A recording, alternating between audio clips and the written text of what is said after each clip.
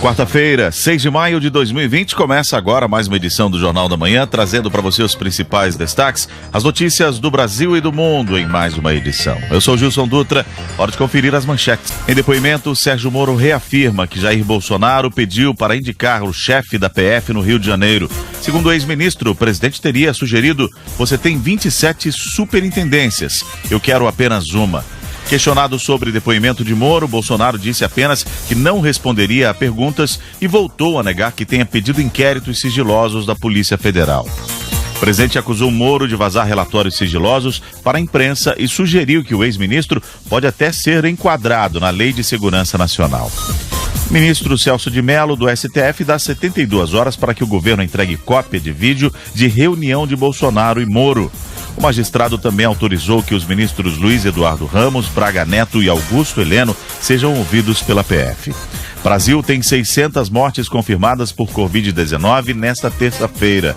Desde o início da pandemia, foi o dia com mais óbitos, no entanto, nem todas as mortes ocorreram nessas 24 horas, já que algumas estavam em investigação. Sobe para 7.921 o total de óbitos causados pelo novo coronavírus no Brasil.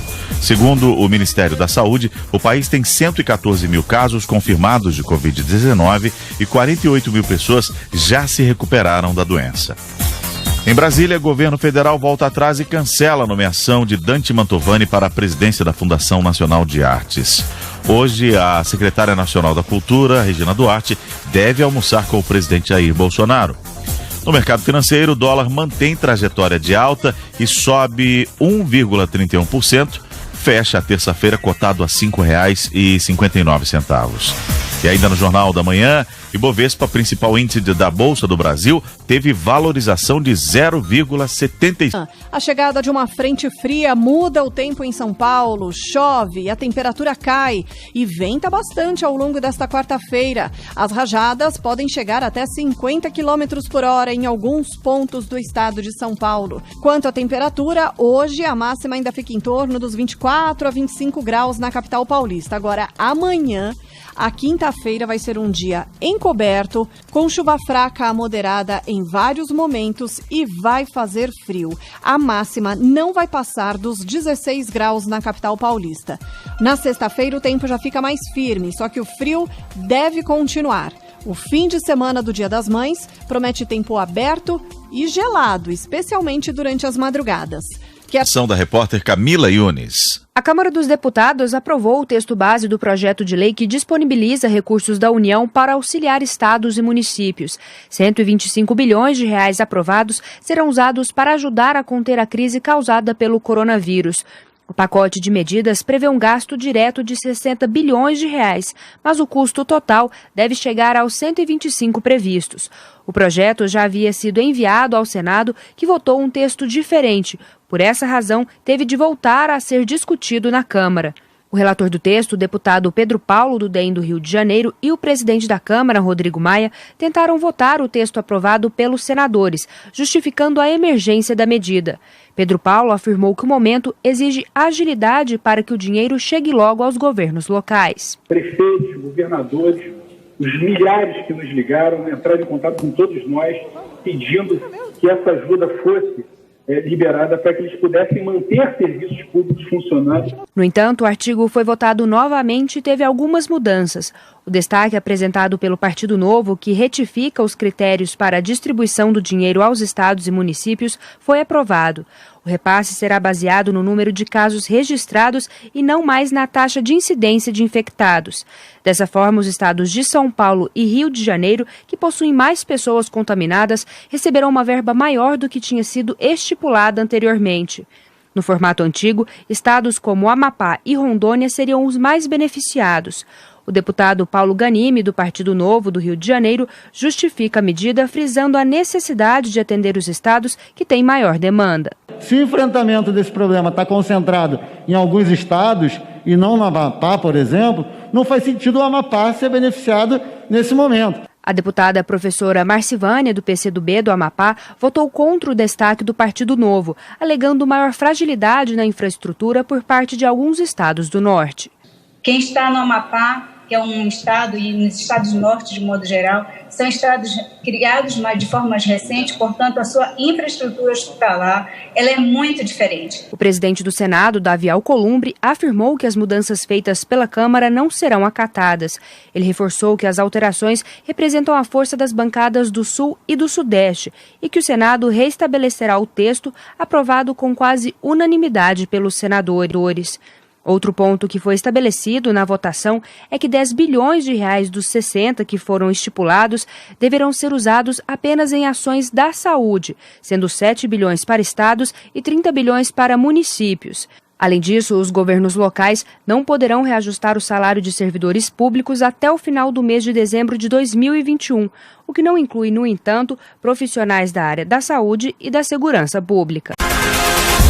Inadimplência das distribuidoras de energia elétrica sobe 12,33% em abril. Em março, o índice havia sido de 5,69%. Segundo o Ministério de Minas e Energia, o resultado reflete a média de informações de 51 distribuidoras. Em todo o ano de 2019, a inadimplência entre as distribuidoras de energia elétrica foi de 2,26%. Filho de grávida que morreu pelo novo coronavírus recebe alta e completa um mês de vida. Eric Davi Silva foi para casa pela primeira vez sob os cuidados do pai. O bebê estava com 32 semanas quando foi realizada a cesárea de emergência. A mãe, Viviane Albuquerque, de 33 anos, foi entubada e morreu 7 dias após o parto. Fabricante de medicamentos Pfizer inicia teste de vacina contra o coronavírus em humanos nos Estados Unidos. A intenção é testar ao imunizante em 360 norte-americanos com idades entre 18 e 55 anos. Se os testes forem promissores, a vacina poderá estar disponível para a população dos Estados Unidos em setembro. Apesar disso, ainda poderão ser necessários testes de eficácia antes da liberação. Secretário de Vigilância Sanitária diz que ter anticorpos não significa imunidade no caso da Covid-19. Wanderson Oliveira, no entanto, citou o caso de Wuhan, na China, como exemplo de local onde não houve uma nova onda de contágio. O secretário comentou que existem outros vírus que não produzem anticorpos e imunização, como é o caso do HIV. Wanderson Oliveira disse que ainda não se sabe se a imunização natural do novo coronavírus é duradoura, como a do sarampo, ou passageira, como da gripe influenza. O prefeito de Belo Horizonte chama de idiota quem estiver sem máscara. Alexandre Calil afirmou que a multa para quem não usar o item de proteção na cidade chegará a R$ 80. Segundo ele, mais de 2 milhões de máscaras serão distribuídas gratuitamente a partir da próxima sexta-feira. O uso de máscara nas ruas da capital mineira será obrigatório a partir da próxima semana. Companhia aérea Virgin Atlantic irá dispensar 1/3 dos funcionários em razão da crise do coronavírus. Segundo a empresa, a ideia é cortar até 3.150 empregos. A companhia informou ainda que irá deixar a base no aeroporto londrino de Gatwick, onde mantinha a sede há 35 anos. Na avaliação da Virgin Atlantic, serão necessários 3 anos para o tráfego aéreo voltar aos níveis de 2019.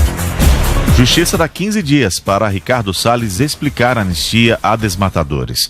No dia 6 de abril, o ministro do Meio Ambiente assinou um despacho que reconhece como áreas consolidadas as áreas de preservação permanentes desmatadas e ocupadas até julho de 2008. A decisão de Salles, no entanto, sofreu um revés da Justiça do Espírito Santo, que analisou uma ação popular protocolada pelo senador Fabiano Contarato, da Rede.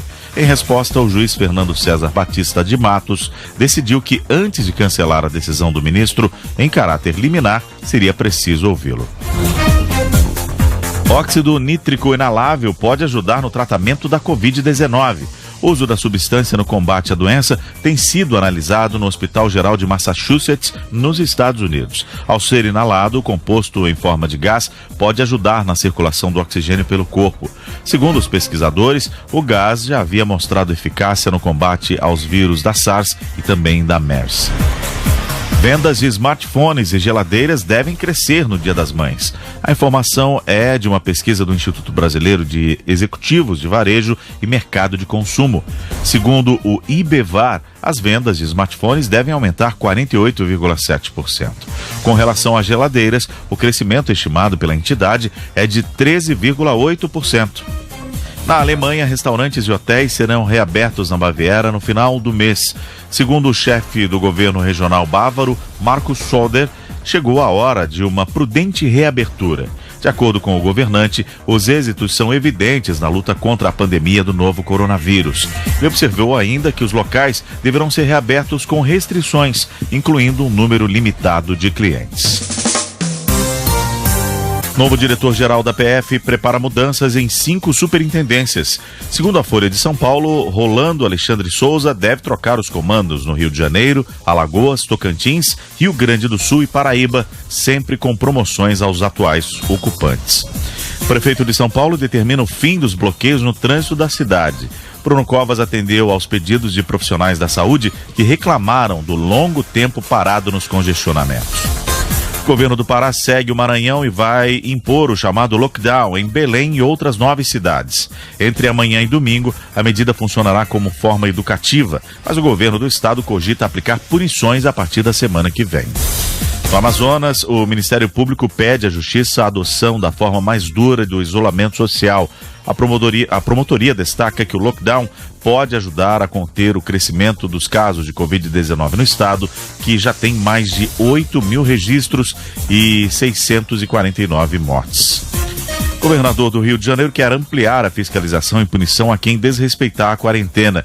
Wilson Witzel afirmou nesta terça-feira que quem for flagrado ignorando as recomendações será levado para a delegacia e autuado. Câmara aprova novo projeto de ajuda a estados e municípios. O texto foi alterado e terá que voltar para o Senado, onde o presidente da casa, Davi Alcolumbre, já avisou que vai retirar as mudanças feitas pelos deputados. Enquanto muitos brasileiros ainda tentam obter o auxílio emergencial, o governo cria ferramenta para o trabalhador saber por que teve o benefício negado. Agora, todos os cidadãos poderão acompanhar o processo e saber se houve erro no cadastro ou se não tem direito às parcelas de R$600. Mulher que divulgou fake news sobre caixões enterrados com pedras no lugar de corpos se apresenta à polícia e pede desculpas. Mesmo após o depoimento, a Polícia Civil de Minas Gerais diz que a investigação continua e que ela pode responder por crimes como calúnia e difamação contra a autoridade pública. Termina hoje prazo para regularizar a situação do título eleitoral antes da votação deste ano. Por causa da pandemia do coronavírus, os cartórios eleitorais estão fechados e o cadastro deve ser feito todo online no site do TSE. Pesquisa britânica descobre 200 mutações do novo coronavírus. Esse estudo reforça que não é possível apontar o chamado paciente zero, já que existe uma variedade genética considerada alta. Embaixador do Reino Unido no Brasil pede para que cidadãos britânicos deixem o país e voltem para casa. Vijay Rangarajan alertou que a representação diplomática não tem planos para fretar aeronaves e que turistas devem buscar... O presidente da Caixa Econômica Federal, Pedro Guimarães, disse nesta terça-feira que o atendimento aos beneficiários do auxílio de R$600 está muito melhor e deve se normalizar nos próximos dias. Com a lentidão dos aplicativos e do site, muitas pessoas chegaram a dormir na porta do banco para tentar receber o dinheiro. Guimarães garantiu que quem estiver na fila até a hora do fechamento das agências, às 2h, será atendido. Não precisa chegar na fila de madrugada, todas as pessoas serão atendidas, então vocês comecem e a gente só vai fechar a agência depois de atender a última pessoa, o último brasileiro dentro da agência. Segundo Pedro Guimarães, o novo calendário para pagamento do benefício deve ser anunciado ainda nesta semana. Além do site e do aplicativo da Caixa, uma nova ferramenta já está disponível para consultar a situação dos cadastros. Basta acessar www.consultaauxilio.dataprev.gov.br. No entanto, até o fim da noite desta terça-feira, o site apresentou instabilidades. Em videoconferência com a consultoria política Arco Advice, o secretário do Tesouro Nacional, Mansueto Almeida, rejeitou a possibilidade de tornar o auxílio permanente. Não existe país do mundo que coloca, que eu saiba, metade da sua população em um programa social. O Brasil ainda é um país jovem. Esse programa, eu estou colocando um número muito grande de pessoas que vai chegar, possivelmente a 70, 80 milhões ou mais de pessoas num programa de auxílio emergencial. Nenhum país do mundo vai sobreviver quando metade da sua população jovem está num programa social. Mansueto não descartou, porém, uma eventual prorrogação do benefício de R$ 600 caso a crise se agrave. Até o momento, 50 milhões de brasileiros já receberam o auxílio emergencial e o custo estimado para os cofres do governo já chega a 130 bilhões. Você, Daniel Lian. O Conselho Curador do FGTS deu aval para que bancos possam antecipar empréstimos aos trabalhadores que optaram pela modalidade de saque aniversário. O saldo poderá ser dado em garantia, exemplo do que já ocorre com a restituição do imposto de renda. Criado por uma lei no ano passado, o saque aniversário permite retiradas uma vez por ano de contas ativas e inativas, sempre no mês de aniversário do titular, e só vale para quem optou em não receber parte do que tem direito em caso de demissão sem justa causa. A regulamentação da medida já tinha sido aprovada pelo Conselho no final de abril. A partir de agora, a Caixa Econômica Federal, que administra o FGTS, terá até um mês para organizar o mercado. Caberá ao banco definir as regras e os procedimentos para que as outras instituições também ofereçam o crédito. Neste caso, os bancos terão mais 30 dias de prazo para começarem a operar com essas linhas. A ação, que já vinha sendo preparada pelo Ministério da Economia antes da crise causada pelo novo coronavírus, pode liberar até 100 bilhões de reais em recebíveis de crédito que vão nortear os empréstimos nos próximos 4 anos. O presidente do Conselho Curador do FGTS, Júlio César Costa Pinto, destaca que não haverá impacto imediato no fundo. Essa resolução em si, ela não tem nenhum impacto direto na questão de recursos do fundo. O que tem impacto é o saque aniversário em si. Na verdade, o cara vai antecipar aqui com recurso do banco. Vai pegar o dinheiro na mão antes, mas o fundo só vai ser impactado na mesma data que seria caso ele fosse sacar lá no saque aniversário. Então essa resolução não muda em nada diretamente. Obviamente, indireta pode induzir as pessoas a optarem pela modalidade de saque aniversário? Pode ser. Mas, assim, em termos de direto, não tem nenhum impacto no funding do FGTS. Como o risco de inadimplência para os bancos neste caso é praticamente zero, já que os recursos estão depositados nas contas dos trabalhadores, as taxas a serem cobradas deverão ser mais baixas. O dinheiro só será destinado ao banco credor em caso de inadimplência. Terça-feira que os países da região tenham cautela na redução das medidas de isolamento contra o coronavírus. A diretora da OPAS, Clarice Chen, alertou que o número de casos segue aumentando em ritmo acelerado. As Américas registram 1.400.000 casos confirmados de Covid-19 e mais de 80 mil mortes. Apesar do alerta, o Peru vai colocar em vigor um plano de reabertura econômica a partir da semana que vem. Mesmo tendo sido um dos primeiros países a decretar o confinamento no dia 16 de março, o país já supera a marca de 51 mil infectados. Nessa terça-feira, o Uruguai viveu o primeiro dia de nova normalidade proposta pelo governo. Órgãos públicos voltaram a funcionar e grande parte do comércio da capital Montevidéu reabriu as portas. O presidente Lacalle Pou afirmou que mais flexibilizações devem acontecer nas próximas semanas. Nesta terça-feira, o ministro da Defesa da Bolívia anunciou que vai entrar em isolamento voluntário depois que a esposa dele testou positivo